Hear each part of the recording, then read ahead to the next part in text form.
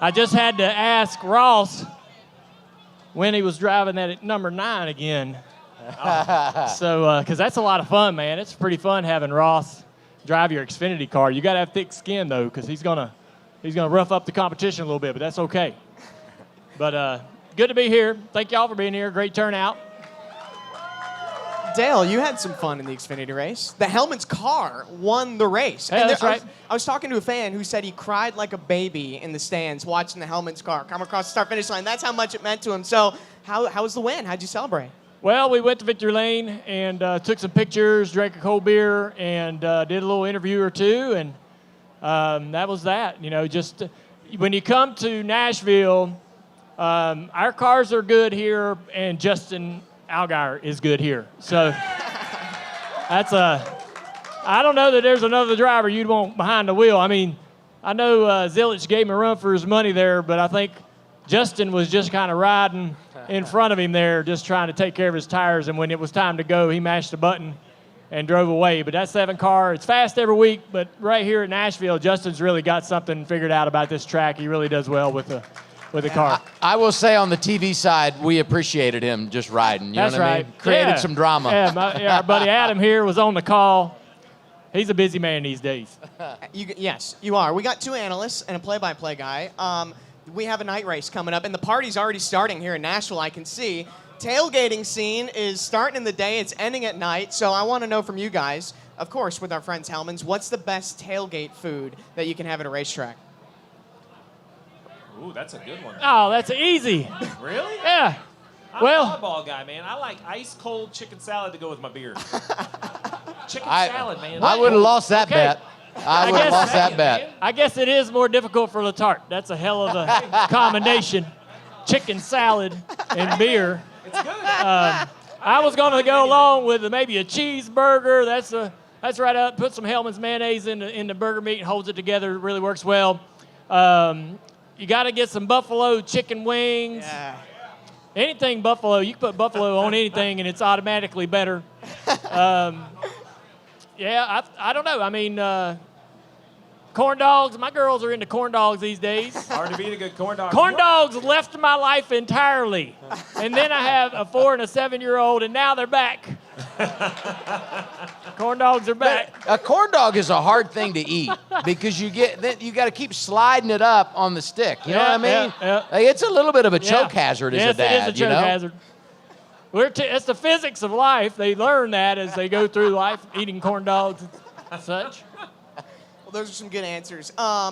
Dale and Steve, you guys are reunited in the booth. And, you know, Hellmann's is all about bringing out the best. That's kind of the theme of this show. How do you guys bring out the best when you were driver, crew chief, and now in the booth working together? Well, I got to say, I've always enjoyed working with Steve, but I never worked with Adam before. And just kind of keeping this guy in line has been a real challenge right out of the gate. We're 1 week in, and he's just a wild man, making jokes all the time.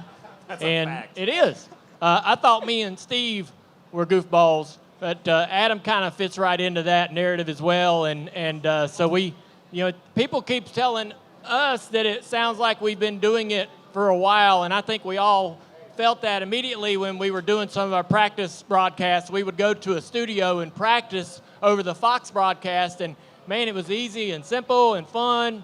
And the 600 is a badass race, so who wouldn't want to broadcast that one? That's been a good one the last several years. So just an awesome weekend. It was a great weekend. It's as simple as enjoy what you're doing and enjoy who you're working with. Like, I don't really like working with a bunch of jerks. So when you hang out with people and then you get to work with the people you want to hang out with anyway, I think it comes across in our broadcast, right? I think we're having a lot of fun. We're covering the race we would have watched anyway. Really, the only difference between the first half of the year and the second half of the year is we can't drink during the second half of the year. We're still watching the races. If we're not talking about it, we're texting. There's always like a thread of analysis of what we think's going on in the race, and then the second analysis.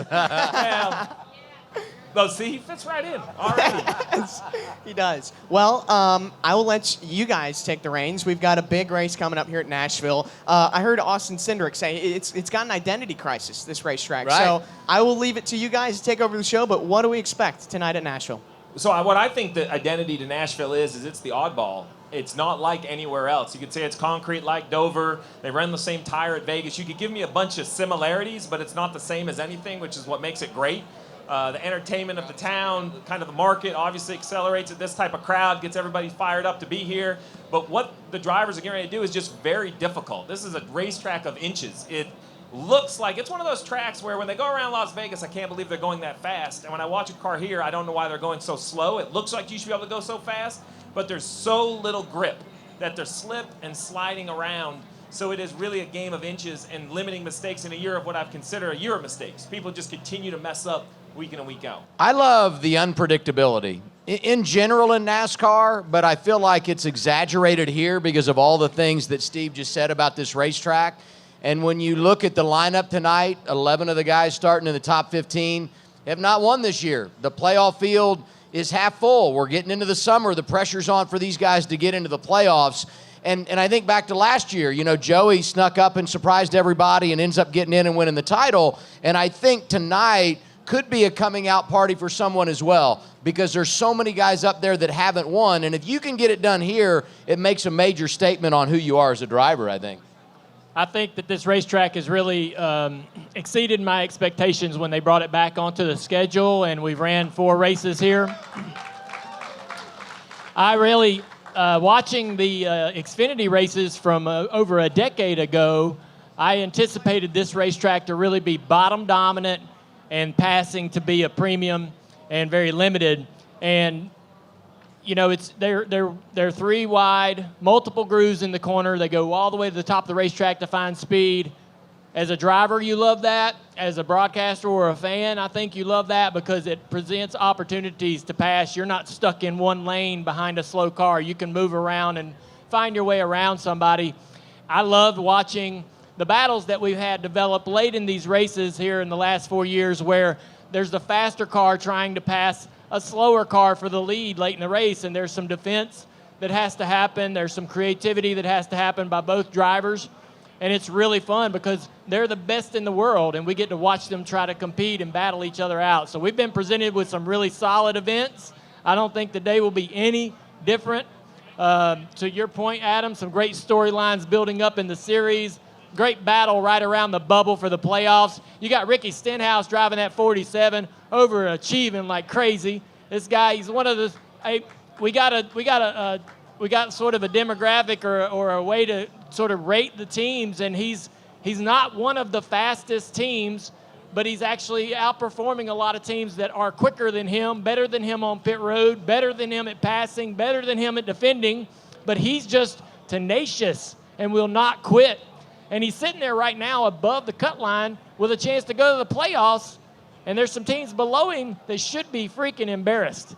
And so it's a really cool storyline that builds around that bubble. I like that. And obviously, who can bring the battle to the big threes? You got Penske, Gibbs, and Hendrick. Trackhouse did it last week. Can they do it again this week? What are some other teams, man, that can take the fight to those 3? They're the best teams. They got the most money, the most funding, support, resources, engineering. They're far above the rest of the competition, but every now and then the underdogs prevail. And that's really, I think that's the thing. I think at 23-11, right? So it's been almost 100 races since Bubba's won. Tyler Reddick continues to be fast. I think he's great here. They got a little called out by their owner, Hellmann, a couple weeks ago, said they basically need to get their stuff in order. And I think, you know, in any sport, when the owner calls out the players, they always seem to find a better way if the coach calls them out.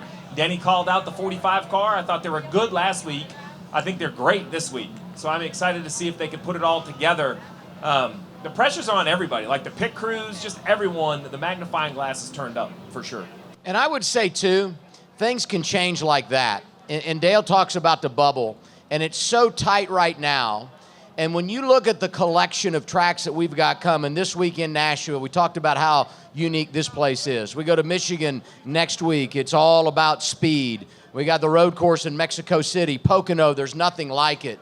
When you talk about the balance of competition versus the unique layout of all of these tracks, this summer is going to be outstanding for the sport. And you don't want to get behind the 8 ball beginning this run to the playoffs. And with the second half of the regular season beginning here tonight, you want to make sure you stay in front of it, or maybe more importantly, just get a win so you're locked in. And I think that aggression is going to start to come out because the sense of urgency is really being dialed up right now. I tell you, one big name, and we talked about him probably ad nauseum last week, is he ran the double. But Kyle Larson this weekend, he has started worse because of backup cars or other issues, but he has not qualified this bad ever in a Hendrick car. Right, this is the worst qualifying effort we have seen outside the top 20. And is this real? Like, is this team just off this week? Because he's never off. So if he's not good, that's his biggest story to me, is somebody being great. So I want to see if he can figure it out. I'm not sure what's wrong with the 5 so far this weekend. Maybe nothing. What about Carson Hocevar? I want to bring him up. You know, he is not afraid, and I can't wait to watch him race next weekend at Michigan because that's his home track, and I feel like that place was just built for him and his mentality. But what do you see there out of that young driver, Dale? Well, he's fast, and he's fast again in practice this weekend. That was an incredible run that they had at the 600. I think that's the best, in my mind, that Spire has ever ran in one of these at the Cup level. And I think we all, myself included, are a bit guilty of short-term memory. And really, if we think back to just 3 or 4 or 5 years ago, Spire wasn't a race team based on performance-driven incentive. It was a business. They were racing to make the bottom line work, and they weren't racing to go to the racetrack and finish as best as they possibly could. And they have sort of shifted that mindset. A lot of things have changed in that organization to where now they go to the racetrack to win a race. And it's fascinating, and it's happened in a very short period of time. And a driver like Hocevar is the key to that, to their success in the future. So finding that young Jim, yes, he's rough. He's got some things he's got to clean up. He's got some mistakes he's got to stop making. But when he finally puts all that together, they're going to have quite a lot of success with him behind the wheel. And I honestly feel a lot of cover to know him better personality-wise off the track. He's going to add a lot of color and personality that this sport badly needs. So you got young drivers coming in here.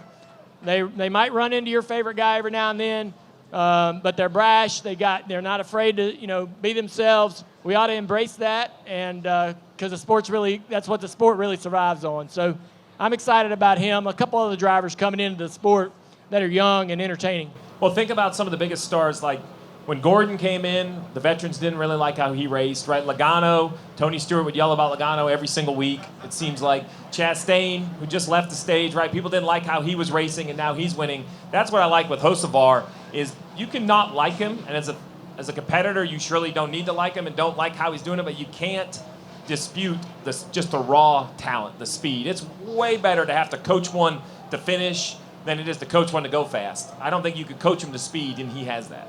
When you guys watched practice yesterday, these days in the sport, they do practice in 2 groups. So it's a little bit tougher for us as we're looking at the monitor to tell, all right, this guy's clearly better than everyone else. His long run speed is better than everyone else, because the two groups don't really compare in speed. One group will be quicker overall than the other because of the dynamics of the racetrack surface and everything else. So when you look at the cars that were fast yesterday, I know it's difficult, but what are some of the ones that stand out to you? In my mind, I felt like there were 7 or 8 cars that if they get control of the race at the front of the field, they can win. A little bit larger group than what I would see on any given Sunday. So feels like it's a race for about 8 to 12 cars to win. That's how I look at it. I think there was a group at the top. I think Hellmann was great. Reddick, I thought, was great.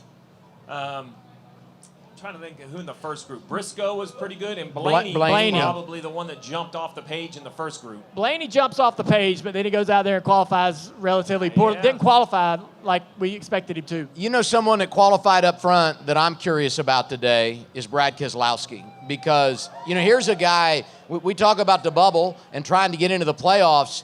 This is a team that's admitted halfway through the regular season, we got to win a race if we're going to qualify to run for a championship. But we saw something last week. We saw it again today. Organizationally, they seem to have some momentum. And his first ever win, top 3 series in NASCAR, driving for you right here at Nashville in 2008. But what's your evaluation of that 6 group right now, Brad? Man, it's Brad's a great friend of mine, and sometimes he's working his guts out to try to be an owner and a driver at the same time.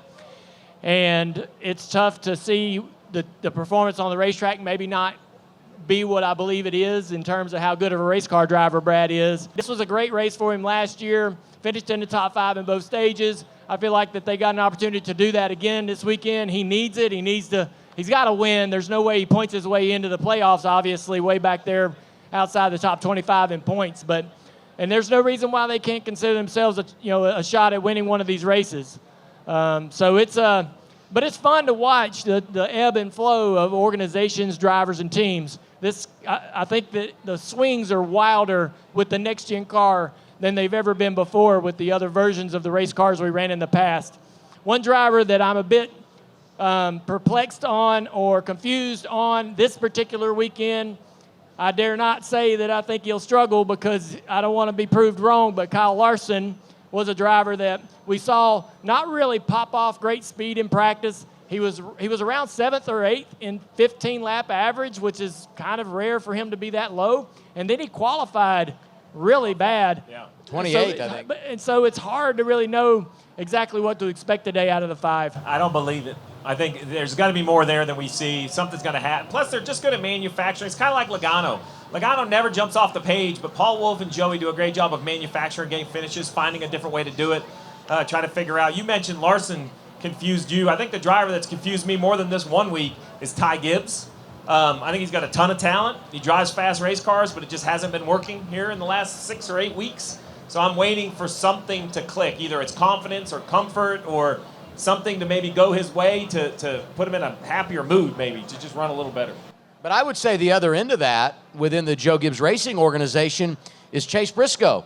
Because while Ty has struggled, and you referenced Briscoe yesterday from practice, and obviously he starts on the pole in tonight's race, but they seem to have found something here, and that 19 group is not just doing it on Saturday, but they've been able to do it on Sunday the last couple of weeks as well. Yeah, I talked to Briscoe at Charlotte, and he told me that his only problem and the reason why they've struggled was he wasn't able to go out there and really commit to the race car and qualifying.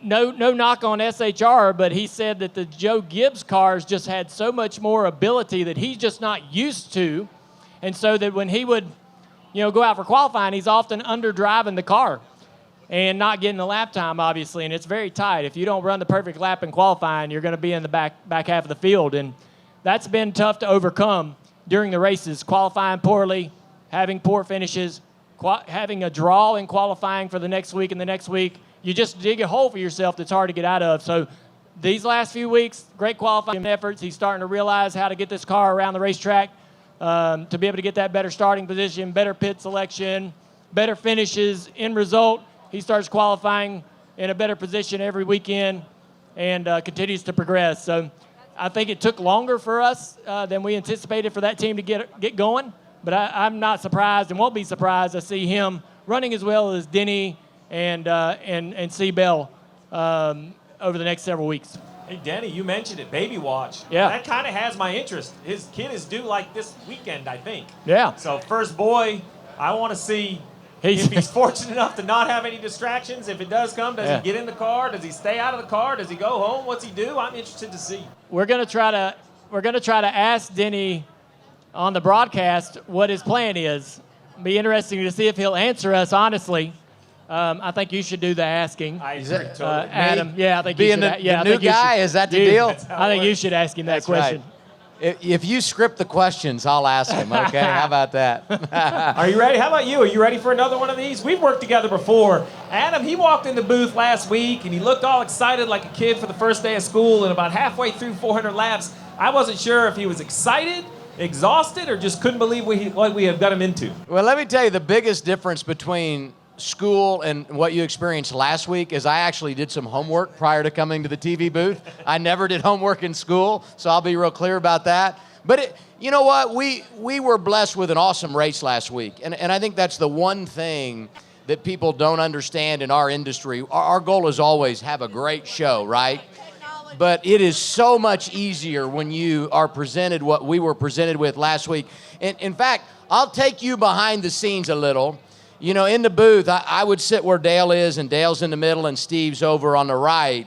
And there were a couple of times where Dale and I, or Steve and I rather, had some bruising because there would be some good action on track, and Dale would be up out of his seat, hitting us and grabbing us a little bit. So it can be a dangerous work environment in the booth. What the hell? And then I would say, Steve, Steve's over there kind of like me, relaxed, and then the producer says, get me to some of that fuel mileage and why they did 2 tires there. And Steve's out of that chair. So, you know what? There is some hazard pay that probably should come with my role, just based on the body language that comes out of these two when something's happening on track.